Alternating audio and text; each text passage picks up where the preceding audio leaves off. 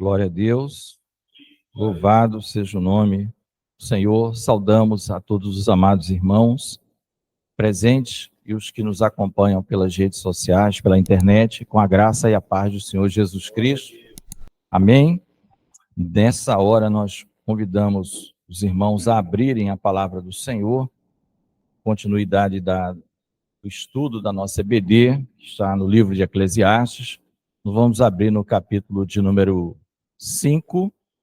A intenção hoje é estudarmos todo o capítulo 5 e nós, para efeitos de leitura, de abertura, nós vamos ler até o 7, porque basicamente ele se divide em duas partes, do 1 ao 7 e do 8 ao 20, com algumas pessoas fazendo ainda uma terceira divisão, do 5 ao 7, 8 e 9 um outro assunto, e do 10 ao 20 um terceiro assunto. Mas vamos até o 7, amém? Eclesiastes 5, do 1 ao 7, diz: guarda o teu pé quando entrares na casa de Deus. E inclina-te mais a ouvir do que a oferecer sacrifícios de tolos, pois não sabem que fazem mal. Não te precipites com a tua boca, nem o teu coração se apresse a pronunciar palavra alguma diante de Deus, porque Deus está nos céus e tu estás sobre a terra. Pelo que sejam poucas as tuas palavras, porque da muita ocupação vem de sonhos, e a voz do tolo da multidão das palavras. Quando a Deus fizere algum voto, não tardes em cumpri-lo, porque não se agrada de tolos. O que votares, paga-o. Melhor é que não votes do que votares do que votes e não pagues. Não consintas que a tua boca faça pecar a tua carne, e nem digas diante do anjo que foi erro. Por que razão se iraria Deus contra a tua voz, de sorte que destruísse as obras das tuas mãos? Porque como na multidão dos sonhos há vaidades, assim também nas muitas palavras. Mas tu teme a Deus. Amém?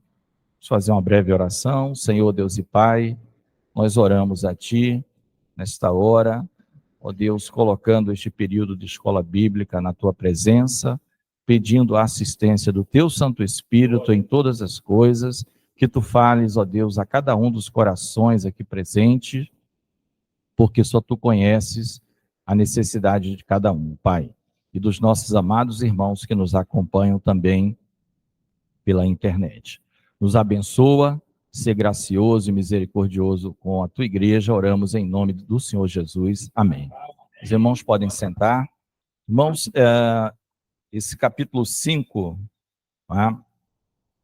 o pregador, como ele se auto-identifica, ele vai, então, iniciar esses versículos que nós lemos, se os irmãos observarem, orientações. Você vê, são palavras curtas, objetivas, profundas, não é? Profundas, mas amorosas, eu diria, porque ela é bem orientativa para o nosso bem. Tá? Ela contém muito amor, porque ela é orientativa para o bem daquele que vem adorar a Deus. Então, são palavras que vão, em poucas palavras, vamos dizer assim, ele dá um norte para como chegarmos, de que maneira, de que forma, qual a nossa postura diante de Deus. Qual a nossa postura diante de Deus. Tá? Como deve ser a nossa postura diante de Deus. Por isso que eu falei, ela não é um compêndio com 300 volumes, vários capítulos. São objetivos, às vezes parece um pouco rígido, mas, a meu ver, é de muito amor nesse período aqui. E mais para frente, ele vai retornar com o assunto dinheiro. Esse assunto parece que não se esgota, né? É o assunto sabedoria, loucura, riquezas, contentamento. Porque, irmãos, isso é o que mais o ser humano vive na face da terra perseguindo. Tá? E ele tenta nos ensinar a melhor maneira de perseguir essas coisas nesse curto espaço de tempo que é a nossa vida aqui debaixo do sol. Bem? Então, nós, crentes, temos essa riqueza, temos a informação aqui que nos é dada. Então, primeiramente aqui, eu diria, de uma maneira resumida, eu chamaria tudo isso aqui de a verdadeira adoração, isso que nós lemos aqui. Isso por quê? Porque nós já vimos na palavra do Senhor nosso Deus que adoração não se resume ao ato de alguém levantar a voz e glorificar ao Senhor em oração, vamos dizer assim, no sentido não de pedir algo, mas de glorificar a Deus, né, como vemos na própria Bíblia e nas congregações, né? As pessoas louvando a Deus, seja em forma de hinos, seja uma oração de gratidão. Então, a adoração, nós já vimos que não se resume a isso. Por exemplo, o Senhor Jesus chama adoração, a gente já viu em algumas passagens do Novo Testamento, nos Evangelhos, pessoas que vão pedir auxílio. E ele chama aquilo de adoração. E chegou uma mulher e o adorou. Não é? Aí você fala, olha, ela não falou bendito seja Deus, louvado seja Deus.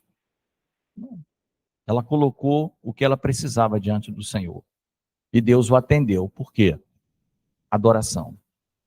Como se chegar a Deus? Nós vemos o amigo de Deus, né? Aquele que é chamado o amigo de Deus, Abraão, pai Abraão, o qual nós vai ser na palavra. Existe alguma conexão entre o que estamos estudando aqui e o que será ministrado pouco mais tarde, depois do intervalo. Né? E Abraão era chamado amigo de Deus. Né? Ele é chamado assim pelo menos umas 2, 3 vezes na Bíblia, no Antigo e no Novo Testamento. Abraão, o amigo de Deus. Era como se fosse alguém tão íntimo, né, que um sentava perto do outro para conversar. Vamos conversar. E mesmo assim, Abraão, para pedir algo a Deus, era cheio de formalidades, porque existia um verdadeiro temor para se dirigir a Deus. Então, o ensinamento, como é que a gente fala com Deus? O culto público, como que nós cultuamos a Deus? Onde é que está o nosso coração na hora que estamos aqui reunidos? Nós oramos para vir para cá? Ou é mais assim, estou atrasado, igual a ir para o trabalho, tem que pegar o ônibus, chegar, começar a trabalhar, sentar na estação de trabalho, ligar o computador e trabalhar? Não é? Ou outra forma de trabalho. Então, ele começa a dizer aqui, esse tipo de coisa. Então, a adoração, essa explicação, para que a gente não ficar, não necessariamente, lendo todos os versículos, é como que nós devemos nos aproximar de Deus, saber a nossa condição e saber quem é Deus. Tá? Então, feito esse resumo, né? Adoração não é só isso, a adoração é exatamente até para pedir socorro a Deus, interceder por terceiros é uma adoração a Deus, glorificar, realmente exaltar em gratidão é uma adoração a Deus, estarmos reunidos, unidos como um corpo, é uma adoração a Deus, e a nossa própria vida, que é o melhor de todos os cultos, né? Que é o que Paulo chama de culto racional, é aquele culto que é a sua vida. A sua vida tem que ser um culto a Deus. Amém? Então, irmãos, aqui no tempo, né, em que havia templo, aquele templo majestoso do Salomão, né, guarda o teu pé quando entrares na casa de Deus, inclina-te mais a ouvir do que oferecer sacrifícios de tolos. Tá? Essa questão de sacrifício de tolos, dizendo mal, alguns interpretam no sentido do mero formalismo. Eu tenho que ir lá fazer isso, né? Aquela coisa da lei, o que é que está prescrito? É isso, então vamos lá. Mas com o coração longe de Deus. E outros já entendem, alguns irmãos que comentam que se fala da pessoa já tola. Que ele o tempo todo vai fazer aqui essa separação entre sábio e estulto, são sinônimos, né? Já vimos, estultice, o nécio, o louco, é tudo a mesma. Vocês vão ver isso nos provérbios. São palavras sinônimas. Pessoas que não agem com sabedoria, ou seja, não têm o temor do Senhor. O respeito ao Senhor, a reverência que é devida ao Senhor nosso Deus. Então, alguns entendem que por mais belo que seja a sua oferta ou o seu sacrifício, se você for um tolo, se você tem a vida, porque a questão de ser tolo ou não é, preste atenção, não é assim, por hipótese, tá, amados? Aqui, ó, o irmão Hermélio é um tolo.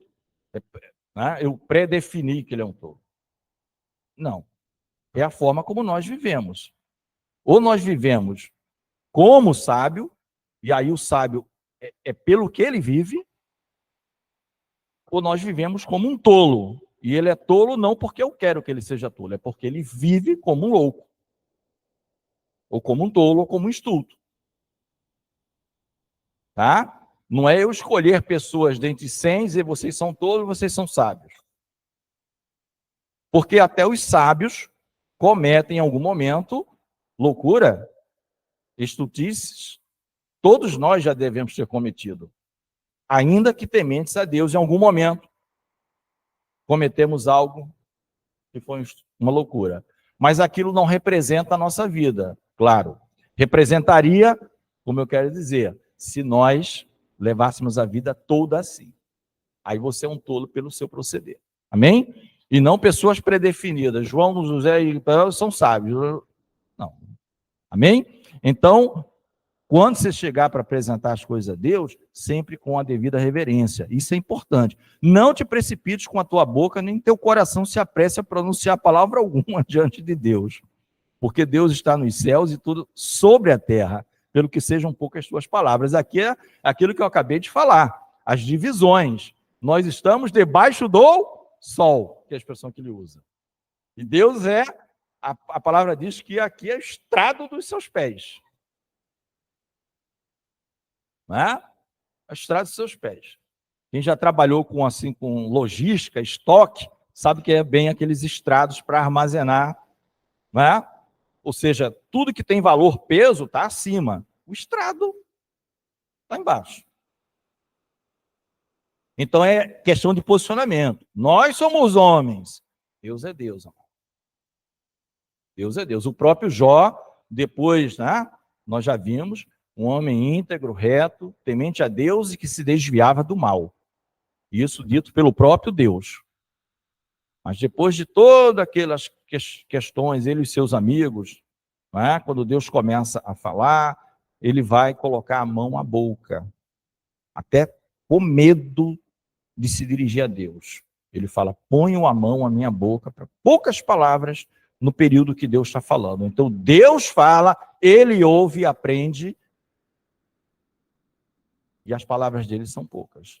E ainda assim, o pouco que ele fala, ele põe a mão à boca. Amém? Porque, irmãos, a coisa, senão vira, a gente acha que a gente pode se chegar a Deus de qualquer jeito, sem menor reverência, né? Vida. Oi? Eu não gosto do você, entendeu? Como eu já ouvi isso, né? Tá? Aí depende da língua, tá? Também, tá? Porque, por exemplo, no inglês, você e tu, é a mesma, you, tá? E você tem que saber. Aqui não, aqui tem tu és e tem você, né? Pois não, irmãzinha? Irmão Reginaldo, também tem uma... Eu não sei muito bem a história, e dizem que os judeus têm um nome de Deus, eles nem pronunciam o nome mesmo, né? Não tem isso, que eles têm tanta reverência. Porque é um nome impronunciável, na verdade. E que eles, na hora de escrever, né, tem que ser uma caneta... É cerimonial, né? É aquilo que eu estou falando. Está faltando a questão do coração. Não adianta não precipitar com a boca e com o coração e a vida. Não adianta você ir à sinagoga e ter uma vida de tolo. É isso que ele está falando. Você vai com kippá, que não tem esse negócio na Bíblia, mas depois inventaram kippá, que é para dizer que estão abaixo, aquilo está acima, para se fazer uma separação. Mas acabou aquela cerimônia, volta tudo ao normal. Tá certo? Não estou aqui criticando os judeus, estou dizendo uma realidade, e eu conheço muitos amigos judeus. Tá? Muitos não, alguns, né? Alguns. Não, porque não tem como pronunciar também, tem isso. A forma como foi escrita é impronunciável.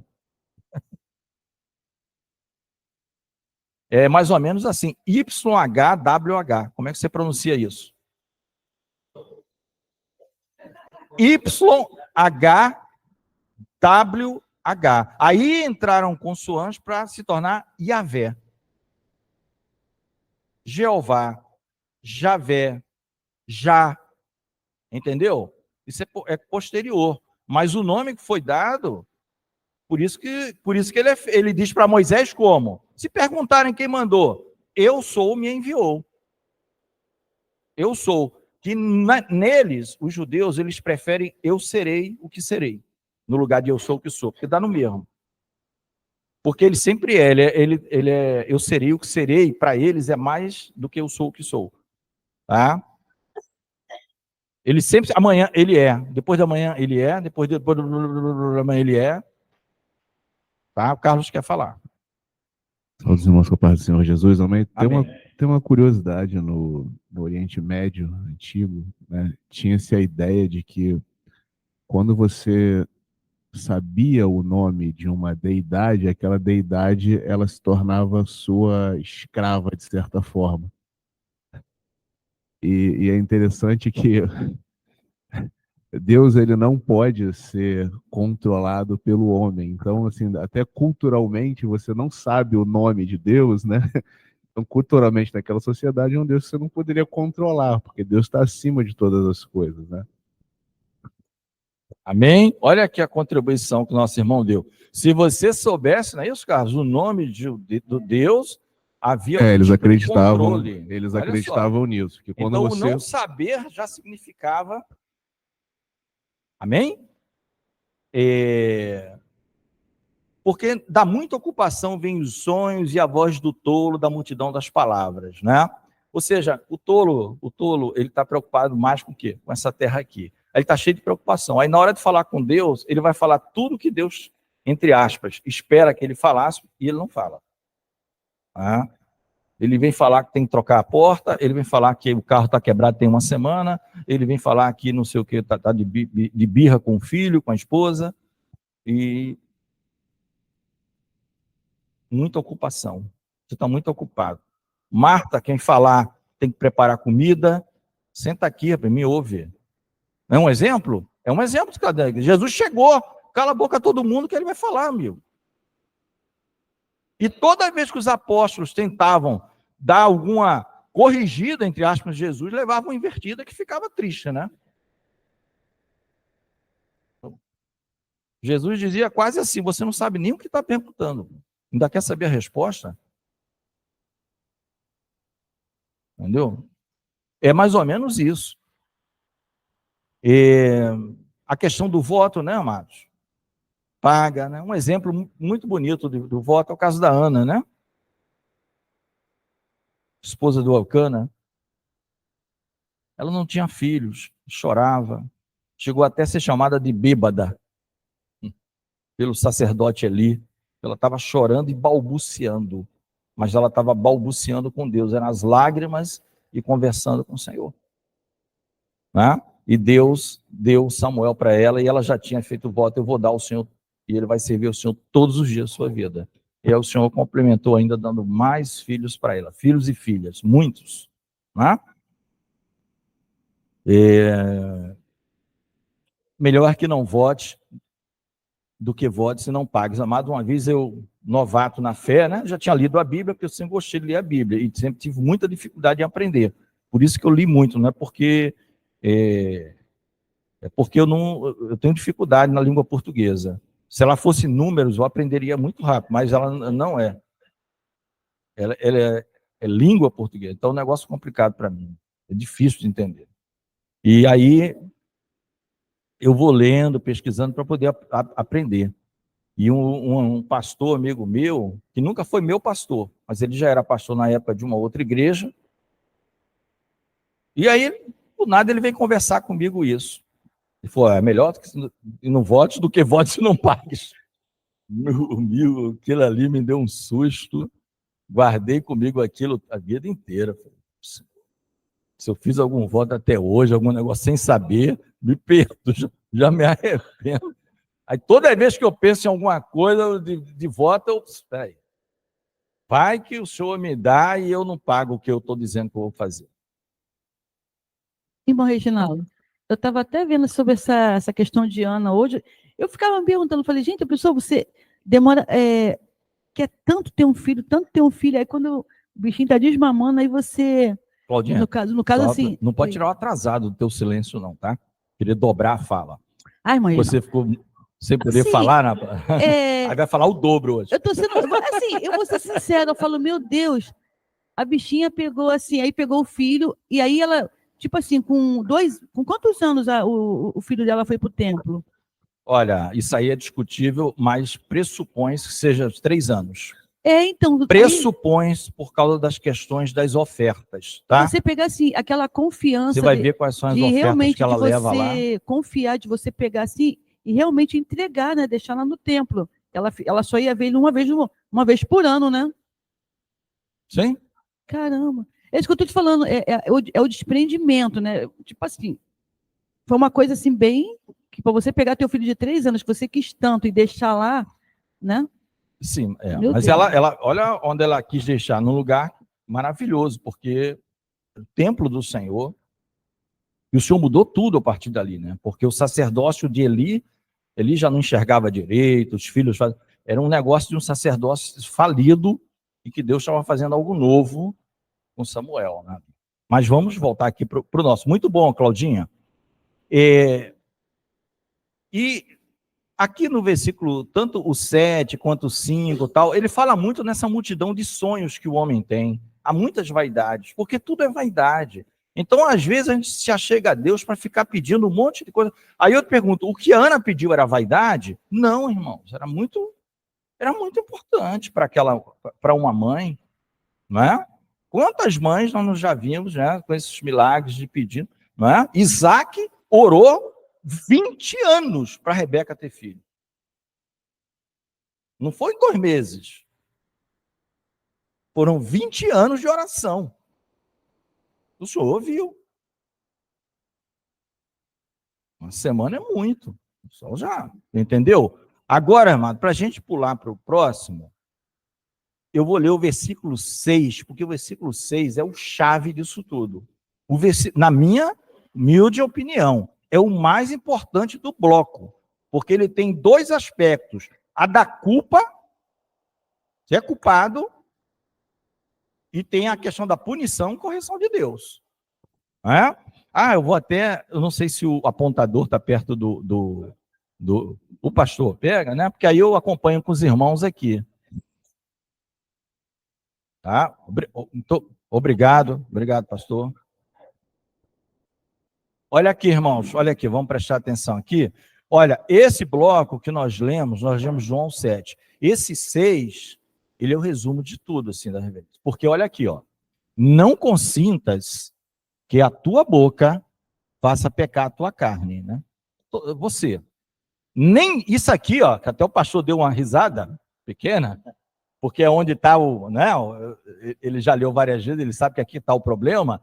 Nem digas diante do anjo ou do mensageiro, e aqui você pode substituir quem quiser, diante do pastor, diante do sacerdote, que foi erro. Por que razão se iraria Deus contra a tua voz e destruiria a obra das tuas mãos? O que é que ele está dizendo aqui, amados? É muito comum a gente vir com desculpa. Diz as coisas, diz que vai fazer, Senhor, se tu... Aí o Senhor vai e faz. Abençoa a tua vida. Aí depois você não cumpre. Aí você vai dizer diante do anjo, se você quiser, diante do próprio Deus, foi por engano, não foi bem isso que eu quis dizer, não. O senhor entendeu errado. Não faz isso, não. Não faça isso. Isso aqui é o cerne desses 7 versículos. Por isso que eu falei, a verdadeira adoração. Deus não é brinquedo. Deus não é coisinha para você ficar mexendo, não. Não é você comandando Deus, não. Botar Deus onde você quer. Você fala as coisas, diz que vai cumprir, aí depois diz, não foi bem assim. Para quem que você está mentindo? Não foi bem assim como, cara pálida? Entendeu? Isso aqui é muito sério, meus irmãos. Por isso que eu falei, são palavras curtas, mas são de amor, porque isso é uma prevenção para todos nós. Não vá dizer para o pastor, para o sacerdote, para o bispo, para o apóstolo, seja o que for. Não, não foi bem isso que eu quis dizer. Foi um erro meu, eu me precipitei. Olha, então não vota. Então não fala para o senhor uma coisa. Porque ele te abençoou. Olha o que, é que vai acontecer, vai ter punição. Ele vai cirar, a ira de Deus vai cair sobre a sua vida e vem destruição. Ninguém está dizendo que você vai para o inferno, mas não vai reclamar do day after, do dia seguinte. Não vai reclamar do dia seguinte, que tem consequência. Amém? Isso aqui é o mais importante, hein? Não vai reclamar do dia seguinte. Que Deus... Por quê, irmãos? Nós já nos enquadramos. Onde é que Salomão disse que a gente está? Porque Deus está nos céus e tu está na terra, meu amigo. Seja pouco as tuas palavras. É melhor que você não fale nada. Está bem na fita. Do que falar muito para Deus e depois dizer, não, me precipitei, foi engano, não é bem isso. Amém? Vamos passar para o bloco seguinte? Você vê, são poucas palavras, no entanto, eu entendo como amor, tá, irmãos? Deus nos ama.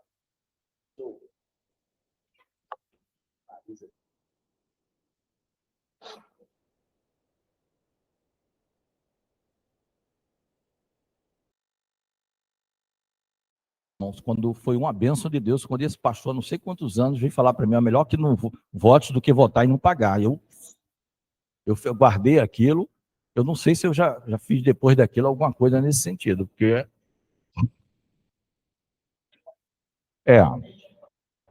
Pois é, não tem problema nenhum em não votar, não existe condição nenhuma para você ser servo de Deus estar fazendo voto, não tem nada disso. Voto, propósito, não tem nada disso. Agora fez, e foi com sinceridade, né, de coração, não vem dizer para o anjo, e aqui você pode colocar quem quiser, o anjo do Senhor, o próprio Deus, o representante dele que está temporariamente ali, é um homem falho, porque é humano, mas ele está ali cuidando de um rebanho, não vem dizer que foi erro, não. Quem está dizendo isso é a palavra. Arca com as consequências depois. Tá? Olha, agora vamos ler, aí voltamos para o velho assunto. A gente já pensou que o assunto riquezas e contentamento tinha acabado. E no 6 ainda vai ter, tá? Só que no 6 já é a inflexão da curva. Ele vai começar a diminuir, está quase chegando na reta final desse assunto. Mas o que vem agora, se você pensou que na aula passada foi o mais falado sobre isso, e pode ter dito assim, poxa, eu não posso me esforçar para nada, não é bem isso. Deus não fala isso, você pode se esforçar, ganhar seu dinheiro direito. O que ele está dizendo é cuidado para você não viver a vida inteira com esse propósito de ganhar dinheiro e depois você vai morrer. E do jeito que você veio, você vai embora. Cuidado. Né? Aí tem os versículos chaves também nesse aqui. Só que existe o 8 e o 9 que alguns preferem subdividir. Eu acho que dá para colocar tudo de uma coisa só, porque tem a ver com a riqueza, com o proveito, do 8 ao 20. Então diz assim, se vires em alguma província, tá, irmãos, as palavras bíblicas você pode atualizar para os seus dias. Província, estado, município, nação, país. Ali era uma província que ele citou, tá? Existem várias versões, até o pastor Carlos tem colocado, de vez em quando, a King James atualizada, que é bem interessante para, vamos dizer assim, uma outra leitura do versículo, né? se vires em alguma província a opressão de pobres e a violência em lugar do juízo e da justiça, não te maravilhes de semelhante caso.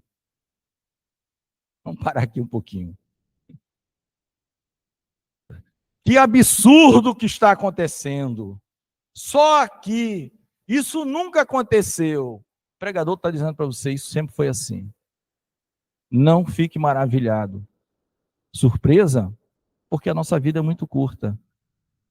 Nunca foi surpresa. Ah, é muita opressão? Nunca foi surpresa. Injustiça? Não tem juízo? Está maravilhado de tanta injustiça? Nunca foi diferente. Lembre-se que nós caímos, amado. Cada um pecou, veio para cá. Deus ainda deu a bênção dele fazer alguma coisa, trabalhar no suor do rosto dele, no meio de abrolhos e espinhos, para sobreviver. Podia ser pior. Lembra que eu falei isso nas primeiras encontros? Que tem um filósofo que não é nem crente, eu falei isso. E eu acho muito interessante que ele agradeceu a Deus que Deus ainda deu essa oportunidade de um homem caído poder trabalhar, ainda ter o seu sustento, ainda que seja com suor e dor e aflição do espírito. Amém? Olha, então, amados, se você ver em alguma província, por quê? Porque ele está dizendo que não acontece tudo ao mesmo tempo em todo lugar. Vai mudando. Né? O seu país não era assim, agora é. Não te maravilhes, porque não é novidade. Não é novidade. Tá?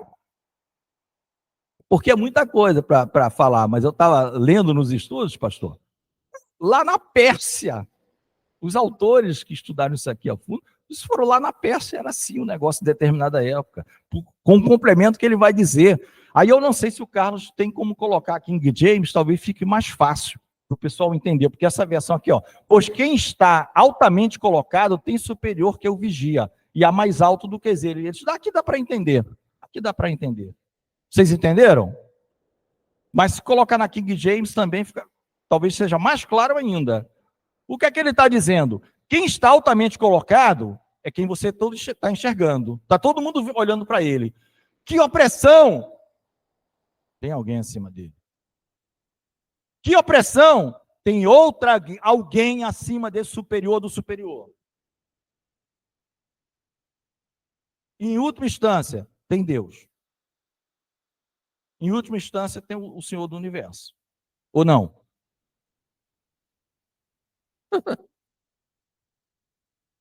Então, cuidado. Às vezes a gente fica, né?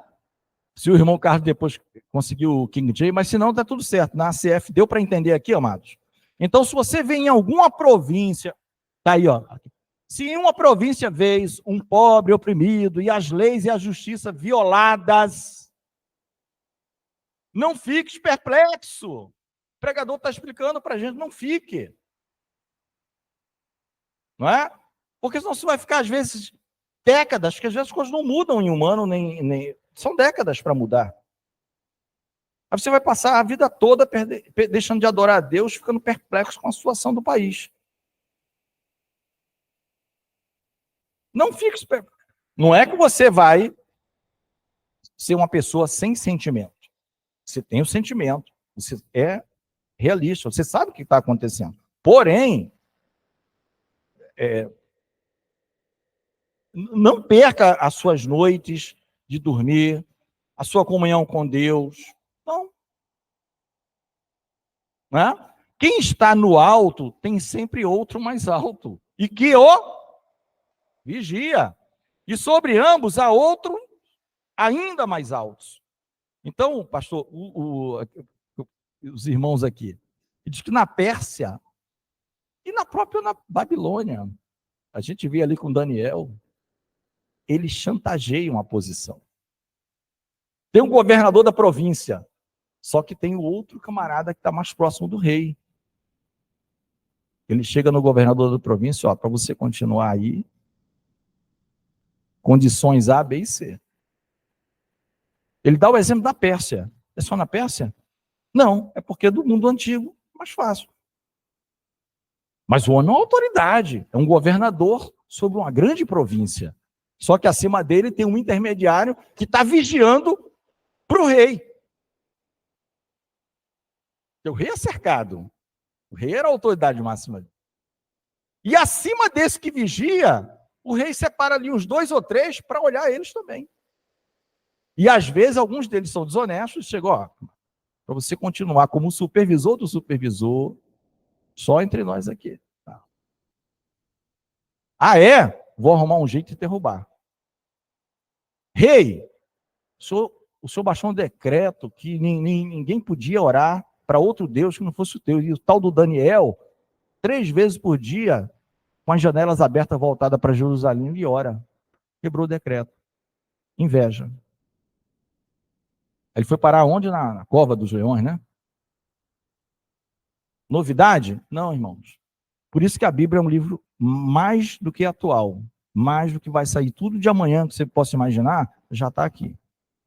O que muda são as tecnologias, as coisas, tal. Qualquer dia não vai ter carro, a gente vai pegar um negocinho que sai do chão, voa, vai para o bairro tal e desce. O homem continua o mesmo, mau. Coração cheio, que o Senhor diz lá, Mateus. Né? Adultério, roubos, traições, perjúrios. O coração do homem continua o mesmo. O problema é o coração do homem. Jesus, quando nasce, lá em Mateus, ele veio salvar o seu povo do pecado.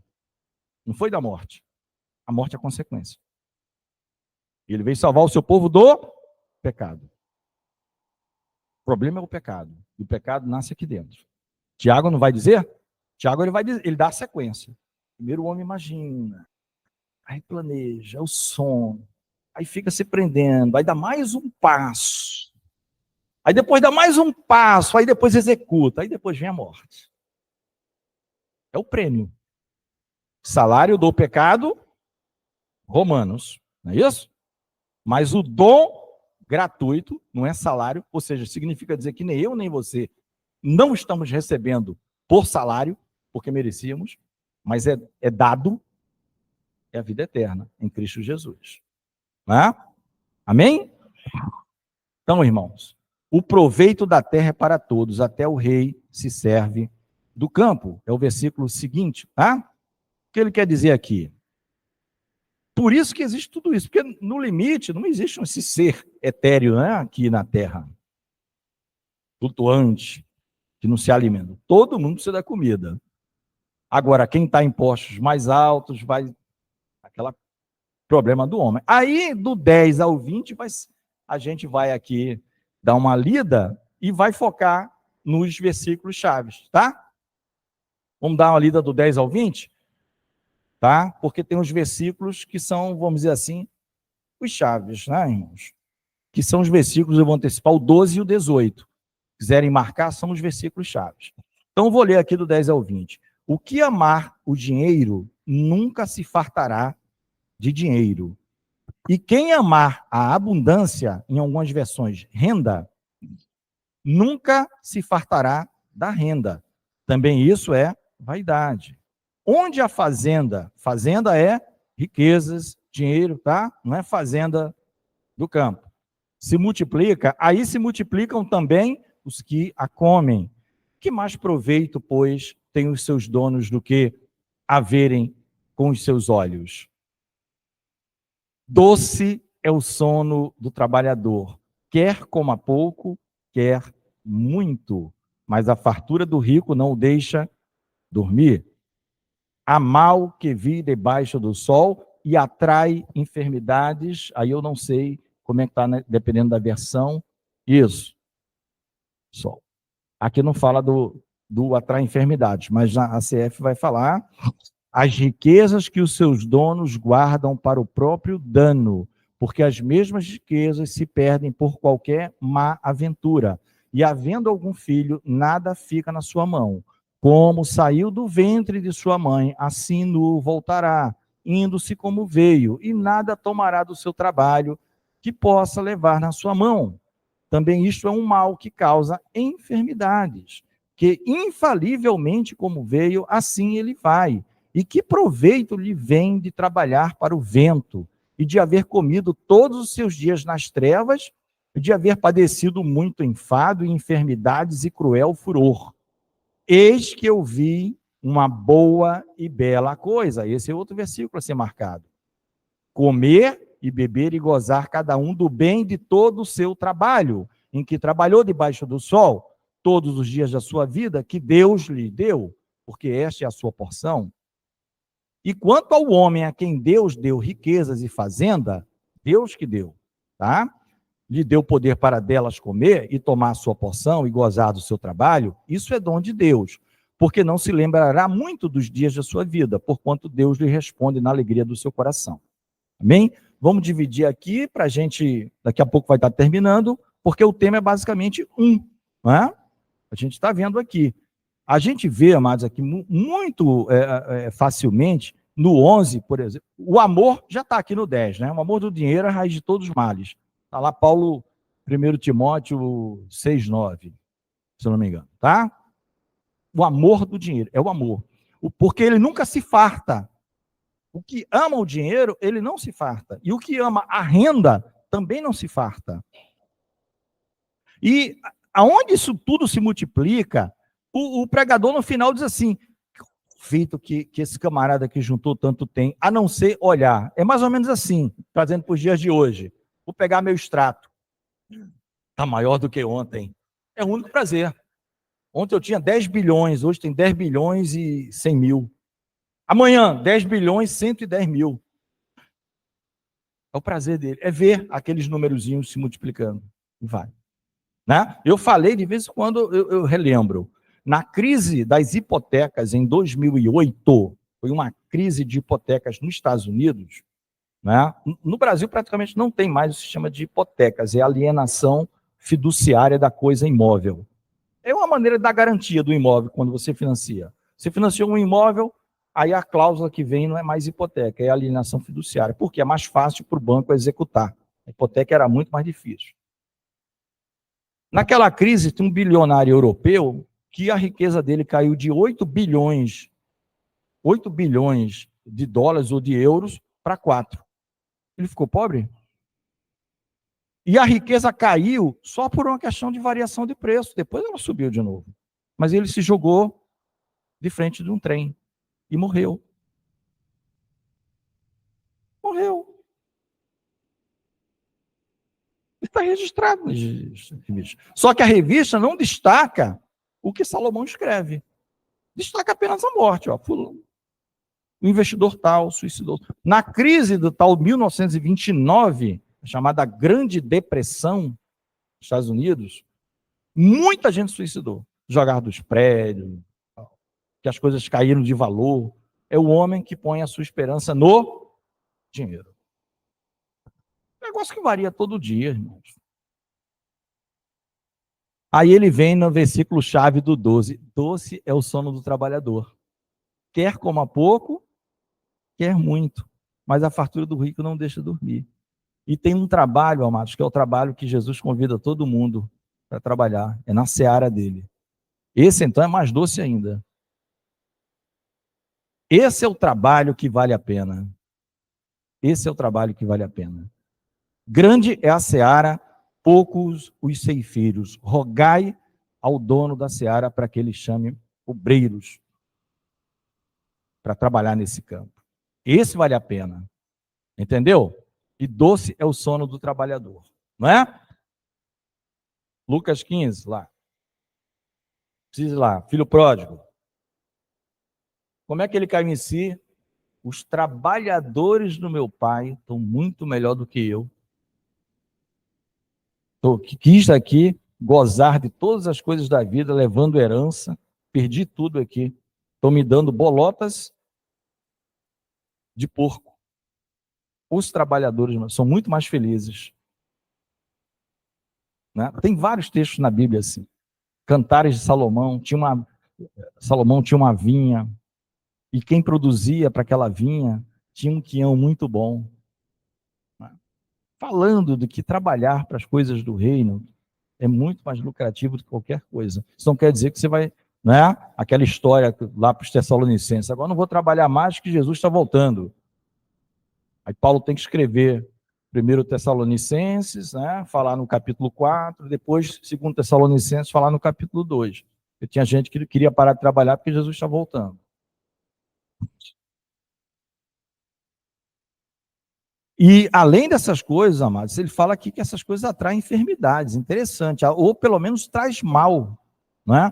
Por quê, irmãos? Porque ele está dizendo que as mesmas riquezas, e aqui é irrelevante se elas foram lícitas ou ilícitas. Se foi juntou lícita ou ilicitamente, pior ainda, porque ilicitamente você está agindo como tolo, é o nécio. E o lícito? Não, o lícito até que mas você está errando talvez em acumular muito e nunca se satisfazer em equilibrar as coisas um pouquinho melhor, não é? Dar uma descansada, ler a Bíblia um pouquinho, né? Ele diz que essas mesmas riquezas, por uma má aventura, se perde. Isso acontece? Acontece. Né? Teve gente também morrendo quando? Plano Collor. Talvez muita gente não era nascida aqui em 1990, né? 1990. Tá? Muita gente, mas muita gente era criancinha, não tinha nem ideia. A inflação aqui chegava a 80% ao mês. Aí quem tinha dinheiro na poupança ganhava 80% de renda. Aí veio o Collor, confiscou tudo. E devolveu em 3 anos por uma nova unidade fiscal, chamada BTN, Bônus do Tesouro Nacional, tal, que foi devagarinho. Um monte de gente morreu. Por quê, irmãos? Porque o coração está no dinheiro, não está em Deus. A segurança, aí Deus está dizendo, qualquer má aventura, seja sua, seja de um governante que faça um ato, aquilo some de repente. Aquilo some de repente. Né? Nós vemos casos também, de vez em quando passam aí em filmes, né? A pessoa chega de confiança para você, não, tal, agora é criptomoeda, não sei o quê, quando vê foi todo mundo hackeado, sumiu tudo, foi tudo que eu juntei na vida, e agora? Se você não tiver Cristo, se aquilo ali não for um resto para você, você entra em pânico. Tá? Isso aqui, olha, quantos anos? Há 900 anos que isso está sendo falado, antes de Cristo. Antes de Cristo. Né? Davi, 1000 anos antes de Cristo, Salomão aí 900 e pouco antes de Cristo. Esse negócio está sendo falado. Mas até hoje cola. É igual a estratégia do Satanás. Até hoje é a mesma. Não mudou. Ele vai misturar um pouquinho de verdade com mentira. Ele vai falar para Eva alguma coisa que de fato Deus falou, mas vai também entrar ali um pouquinho que Deus não falou. Aí o resultado disso, a palavra diz que a lei do Senhor é perfeita. Salmo 19, tornou-se algo imperfeito. Tá? Amados, a palavra vai dizer, né, que o homem saiu nu e vai embora nu. Agora, olha o 18, 19 e 20. Vamos ler o 18, 19 e 20 e ver se é novidade o 18 ou se ele já falou antes. Eis aqui o que eu vi, uma boa e bela coisa, comer, beber e gozar cada um do bem de todo o seu trabalho, em que trabalhou debaixo do sol todos os dias da vida que Deus lhe deu, porque esta é a sua porção. Isso já foi falado antes? Aqui? Já algumas vezes, umas 2 ou 3 vezes ele vem falando isso. Ele repete. Lembra que eu falei que os temas são circulares? Ele vai enfatizando. Agora, olha que coisa bonita. Aqui 18 fala isso. Isso ele está dizendo, ó, isso é bom. Apesar de ser vaidade, curto espaço de tempo, isso é bom. No 19, ele diz que Deus deu a alguns homens riqueza. Deus que deu. Deus que deu. Mas mesmo assim, é dom de Deus. E no 20, ele vai dizendo que essa pessoa não se lembrará muito de seus dias, porque ela se alegra em Deus. Aí, eu pergunto para os irmãos, qual expressão maravilhosa tem em comum no versículo 18, 19 e 20? Vou dar uma dica, da sua vida que Deus lhe deu. 19, isso é dom de Deus. 20, porquanto Deus lhe responde. O que é que a gente tem em comum no 18, 19 e 20? Deus. Só vejo alegria quando Deus está presente. Tira Deus do circuito, desgraça. Só tem alegria no versículo que está Deus. 18, 19 e 20. O fecho dele é com Deus presente. É Deus dando. É Deus dando. E ele, amados, isso não é desprezível. Boa e bela coisa. Dito por Salomão, hein? Se fosse por mim, uma pessoa que não conhece nada de arte, não sabe distinguir o belo do... Eu não sou péssimo nisso. Uma vez me levaram negócio de escola, pequenininho, tinha que visitar na escola, não sei se o Carlos já passou por isso, pastor, obra de arte, meu Deus, o que é que você está vendo? Tudo, né? Uma pintura tipo da Davi, né? Que é um homem já elevado, Davizinho, aquelas pinturas. Homem com a cara toda torta. Aí os meninos, as meninas, aqui tem um trem passando para cá por uma lagoa tal. Eu ficava por último para o professor não perguntar. Porque o que é que você está vendo? Eu sou teu monitinho está aqui, eu não consigo. Eu não alcancei esse nível tão elevado ainda. Eu era criança, né? Aí eu tinha que inventar alguma coisinha. Não, tem uma árvore aí. É uma árvore. Não é uma plantinha pequena, não, numa rua, tal, entendeu? Me levaram para um negócio desse umas 2 vezes, eu ficava assim, desesperado. Meu Deus, eu não consigo enxergar. Para eu conseguir enxergar, tinha que ser aqueles desenhos definidos mesmo. Uma casinha, com uma poste, uma árvore, aí eu sabia. Mas aquelas artes abstratas, que só o Davi consegue pintar, Carlos, que é o nosso artista daqui, é difícil. Mas, meus amados, vamos ficar de pé. Os irmãos viram aqui, ó, o sono do trabalhador, pouco ou muito. Aqui não quer dizer, tá, a literalidade. Todo mundo pode ter problema de sono, a idade vai passando, a maioria das vezes dá problema de sono, demora a pegar no sono, acorda muito cedo. Mas não é isso. O que ele está dizendo é que a única alegria do homem que tem muito é olhar o extrato todo dia e ver que cresceu.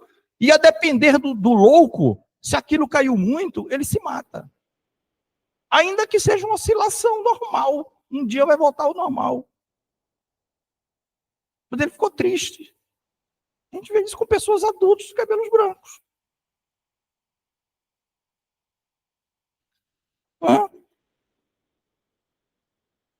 E isso ainda atrai a enfermidade, né? Eu não sei quem foi que falou, talvez o pastor lembre, ou o Carlos, ou a irmã Isabel, se foi o Billy Graham, se foi eu. É uma frase mais ou menos assim, isso nos Estados Unidos. Olha, eu não sei quem são os homens felizes, mas algo desse tipo. O pastor deve lembrar dessa frase. Mas eu posso garantir o seguinte, os homens mais felizes da América pegam um trem para ir para o trabalho, pegam um trem para voltar para casa e chegam em casa com a camisa fedendo a suor. Foi um evangelista desse que falou. Eu não lembro se foi o Billy Graham, e eu não falei exatamente a frase, mas a ideia é essa. Os homens mais felizes da América, eles pegam um trem e chegam em casa com a camisa fedendo a suor. Ele conseguiu perceber aquilo, que não eram os engravatados com cedo, de gravata de seda italiana, sapato cromo alemão. Era o pessoal que chegava fedendo de suor. Eram mais felizes. Tá? Depois vou até procurar para ver quem foi que disse isso. É fácil de achar. Quem foi que falou, se foi o Billy Graham ou algum outro. Tá? Porque doce é o sono do trabalhador. Tá? Aí a gente, às vezes, entra numa loucura por osmose, nem sabe que a gente está naquele meio, naquele tumulto, naquela agitação. É tipo marketing, o negócio todo dia está lá, canal exclusivo para aquelas coisas e tal, e não sei o quê. Dólar está R$6, meu Deus. Nosso Deus continua eterno, intercedendo por nós, a destra do Pai, morreu por nós. Né? Isso não muda. E do mesmo jeito que não muda esses problemas, dessas desgraças que acontecem no ser humano, não muda os problemas, não muda também a bênção. Que é estar com Deus. Estar com Deus, ainda que venha a enfermidade, a dor, seja o que for. Se você está com Deus, irmãos, e, né, repetindo aqui, recapitulando, os irmãos perceberam os 3 últimos versículos? O que é que ele tem em comum? A palavra Deus. Eu vi uma boa e bela coisa. Salomão, para ver uma boa e bela coisa, e Salomão tinha, né, nós vimos, cantores e cantoras para ele, orquestras para ele. Ele entendia de tudo. Do que era clássico, do que era bonito, das melodias. Ele entendia de tudo. Um homem que entendia de artes, entendia de botânica. Né? De botânica. A rainha de Sabá, a rainha do sul, né? Ela vai dizer que não me disseram a metade do que realmente tu sabes. Não me disseram a metade, né, do conhecimento, mas aquilo veio de Deus. Aí vem o versículo seguinte, é o homem que Deus quis dar a ele riqueza. Ele vai dizer, é dom de Deus. Mas Deus colocou no coração desse homem que a alegria do coração dele era Deus. Ele não ia nem se lembrar muito daquele negócio de riqueza que ele teve. Que a alegria dele era Deus. Não é? Deus está em todos, 18, 19, 20. Amém, irmãos? O capítulo 5 foi isso. O 6, tá, irmãos? Eu já antecipo, ainda vai falar um pouquinho desse negócio de riqueza tal. Por que ele insiste tanto nisso, né, irmão? Tem uma razão de ser, né? O mundo não mudou.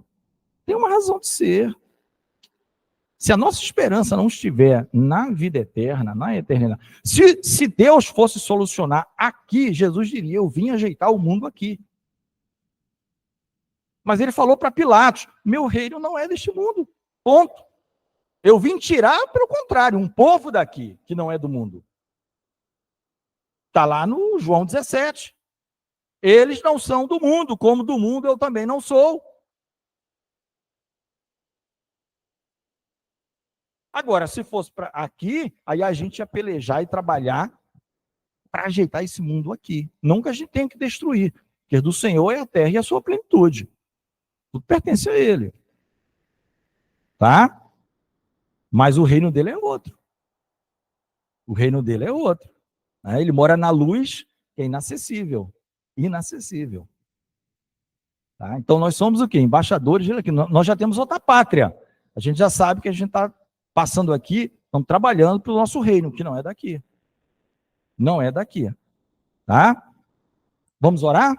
Vamos orar? Senhor Deus e Pai, adoramos e bendizemos o teu nome por este período, ó Deus da Escola Bíblica Dominical, que a tua graça e a tua misericórdia continuem, ó Deus, conosco, e que em tudo só o teu nome seja exaltado, só o teu nome seja engrandecido e glorificado, ó Deus, porque não há outro nome digno de culto a não ser o teu nome, Senhor. Nos dá um intervalo abençoado, ser conosco e nos prepara, ó Deus, e nos capacita em tudo, tanto quem irá ministrar quanto quem irá ouvir, ó Deus, a aprendermos a nos alimentarmos da tua santa palavra. Oramos te bendizendo em nome do teu Filho amado Jesus Cristo. Amém.